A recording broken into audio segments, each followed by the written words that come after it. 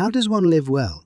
It's a question that our fellow human beings have been pondering for centuries. Out of that simple question, many philosophies and religions have been born. But no philosophy does a better job of explaining the ideas for living well in a practical way than Stoicism. The emperor, philosopher Marcus Aurelius, a practitioner of Stoicism, penned his thoughts and rules for life in Meditations. He famously advised, waste no more time arguing about what a good man should be.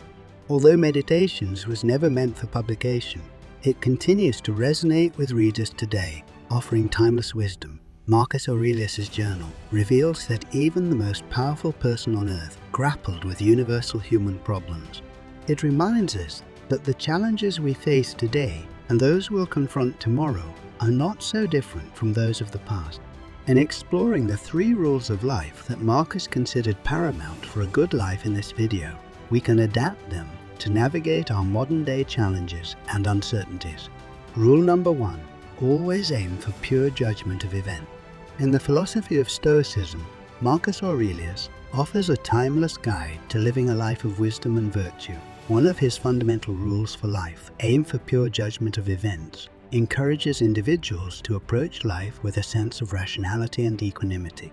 This rule embodies the core Stoic principle of understanding the distinction between what we can control and what lies beyond our influence. At its core, the concept of pure judgment involves evaluating events and circumstances with objectivity and reason, free from emotional reactions and irrational beliefs. It requires individuals to pause and reflect before responding, striving for a clear understanding of the situation's true nature. In Book 4 of Meditations, Marcus Aurelius tells us, suppress the value judgment, which you add, and the I've been hurt is also suppressed. Suppress the you have been hurt, and the harm is suppressed. Book 7. Well, we need to put that quote in context. Marcus realized that we make judgments about everything, but instead of making a pure judgment, we make value judgment. We add a personal twist to our judgment. In the above example, Marcus talks about when something bad happens to you. In that case, you can say, so and so happened to me, and that hurt me. The last sentence is the value judgment part. So when you drop that last part, you don't let the bad thing to make an impact on you. The event merely happened. The end. Let's say you lose your job. What's worse, the actual event of losing your job, or you worrying that you will never find a new job? Of course, it's the last part, the worrying.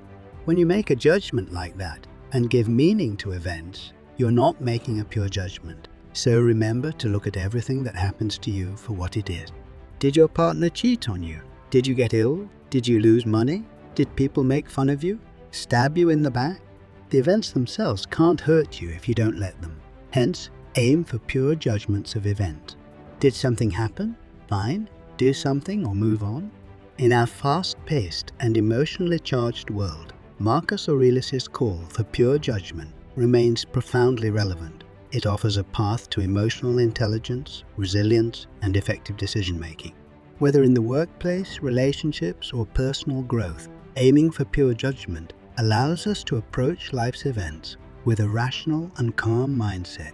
Another example, imagine you just got fired from your job. The adversity here is getting fired. The belief is how we represent and/or explain that event. In this case, we may believe that we are useless or worry about mortgage or about future uncertainties. The consequences are the behavior or feelings that are caused by the belief. Perhaps we feel sadness or anger. When you make a judgment like that and give meaning to events, you're not making a pure judgment. So remember to look at everything that happens to you for what it is. To apply this discipline of judgment, we need to inquire whether your beliefs are justified. Suppose that after being fired from your job, you had the thought that you are worthless and you will never find your job or lose your house. Is the fact that getting fired really strong evidence that you are worthless or that you will not find jobs in future? Of course not. Of course, there are other jobs available, and in time, if you work on yourself, you might well get something better than what you left. This can be further strengthened by non-cognitive practices. As an example of non-cognitive practice, consider mindfulness meditation. In meditation, you exclusively pay attention to your thoughts. and nothing but them as they come and go. The insight that you are not your thoughts. You can note just how different the beliefs and associated feelings of getting fired is from getting fired because you are worthless. It's one thing to believe these things. It's another to build a strong intuition for it. By using this approach, as Marcus Aurelius would refer to it, we are suspending certain value judgments from external events to avoid negative emotions like worry, anger, and so on. Did your partner cheat on you? Did you lose money? Do people make fun of you? Did something happen? Then do something or move on? In conclusion, Marcus Aurelius's first rule for life, aim for pure judgment of events, encapsulates the essence of Stoicism. It calls upon us to embrace reason, manage our emotions, and find serenity in accepting the uncontrollable. By practicing pure judgment, we can lead a life marked by wisdom and virtue, aligning our actions and decisions with our true values. Rule number 2. Only desire what's inside your control. In his 7th book of Meditations, Marcus Aurelius imparts a vital Stoic principle. Love only the event which comes upon us, and which is linked to us by destiny.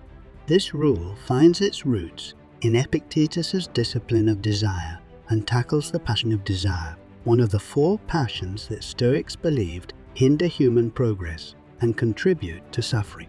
His teaching encourages individuals to focus their desires solely on what lies within their control or what is destined to be.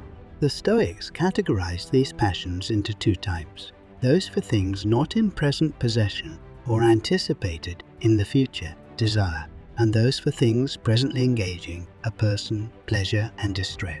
In this rule, we delve into the passion of desire. Stoics believed that there are 4 passions that hinder our progress and contribute to our misery. They divided the 4 passions into 2 types. 1 for things not in present possession or anticipated in the future, which are desire, and 2 for things presently engaging a person, which are pleasure and distress. Here, in this rule, we will be focusing on the passion of desire. Marcus Aurelius only desired what was inside his control or what happened to him. In his meditations, he continuously repeats to himself that most things in life are outside of his control. He realized that life is unpredictable. In 2,000 years, nothing has changed about that. We often desire the things we do not control, like more money, a better job, a bigger house, social media following, or maybe that our partner will always love, that we always have the loyalty of our friends. We sit around waiting, hoping, begging, craving, wishing for luck to strike or change to happen, while we maintain the exact same social circle and habits we've always had. We always want a better job with better pay, but hold ourselves from learning any new skills that might get us the job we desire. We could either waste our time and energy into praying and hoping that things would change, or we could concentrate on what is in our control and start taking action. We need to be self-reliant and take responsibility for ourselves, not leaving it on the gods or on the whims of fortune to determine whether we get what we want. In a world characterized by constant change and external uncertainties, Marcus Aurelius emphasizes that to make progress in life, we should confine our desires to what we can control, taking deliberate actions, and not pin our hopes on uncertain outcomes. Distinguishing between desire and deliberate action is crucial. Desire is yearning for something, believing it will bring happiness once obtained, while deliberate action involves recognizing the steps required to attain that goal, like earning the necessary funds through hard work and skill. Development. Achieving your aspirations demands careful consideration, not mere desire. Even if, despite your diligent efforts, your goal remains out of reach, you should gracefully accept the outcome. Stoicism teaches that life's results are beyond our control. Instead of responding with anger or unhealthy reactions to unfavorable outcomes, embrace and accept them. Recognize that most of life's events are outside your control, and focus your desires solely on what you can influence while accepting the rest with equanimity. For example, imagine you aspire to start your own business. Desiring success without deliberate action might involve daydreaming about your business flourishing and bringing you immense wealth. However, practicing deliberate action means recognizing that to achieve this dream, you need a well-thought-out business plan, financial resources, market research, and dedicated effort. It involves taking concrete steps like working extra hours, acquiring necessary skills, and securing funding. Even if, despite your best efforts, your business encounters unexpected challenges and doesn't thrive as expected, you can gracefully accept the situation without getting disheartened. Stoicism's wisdom encourages you to focus on the aspects under your control and embrace the uncertainties of life with equanimity. Rule number 3. Act for the common good. In his 12th book of Meditations, Marcus Aurelius imparts a crucial Stoic principle. In the first place, nothing at random and nothing unrelated to some goal or end. Second, don't relate your actions to anything except an end or goal which serves the human community. This rule draws inspiration from Epictetus' discipline of action, which is about taking the right actions for the right reasons, emphasizing the importance of purposeful action. Marcus Aurelius, a man of action, reminds us to remove impulsiveness from our lives and ensure that our actions are driven by a clear purpose. In daily life, we often fulfill various roles related to our family, work, or personal pursuits. Stoics believe that each individual has a purpose, and it's our responsibility to make the world a better place. Marcus Aurelius encourages us to create a list of these roles and reflect on what we aim to achieve within each of them and the corresponding duties that arise. This list of roles should serve as our guiding purpose in the present and the future. Having a well-defined purpose is the foundation of intrinsic motivation, which plays a pivotal role in achieving our goals. Marcus Aurelius underscores the importance of keeping a broader perspective in mind to serve the common good. As social beings, we exist to assist one another, even those who may exhibit negative qualities such as selfishness, deceit, or envy. Our intrinsic moral instincts as humans are designed for cooperative living, and any behavior to the contrary goes against our innate nature and rationality. We are interconnected, and our actions reflect our place in the larger world. Therefore, our actions should always be driven by ethical considerations. For instance, consider the act of lying. When you lie, it not only damages your reputation, but also erodes trust, impacting how others perceive and treat you. Even if you manage to escape being caught, there are still consequences, often at the expense of others. A single poor choice can tarnish your character, so it's essential to exercise caution in your action. Marcus Aurelius reminds us that good and evil are the outcomes of choices made by individuals. Each action we take leaves a mark on our character, and it's our responsibility to ensure our actions contribute to the common good. In his words, don't talk about being a good person, just be one. For example, let's consider a scenario where a co-worker asks for your help with a project. Your first instinct might be to decline because it's extra work and could be time-consuming.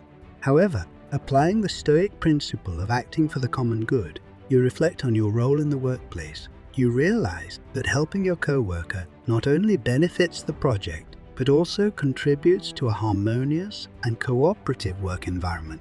By aligning your actions with the greater goal of the team's success and fostering positive working relationships, you decide to assist your co-worker willingly. This choice reflects a commitment to serving the common good and upholding your ethical principles, even when it may be more convenient to act otherwise.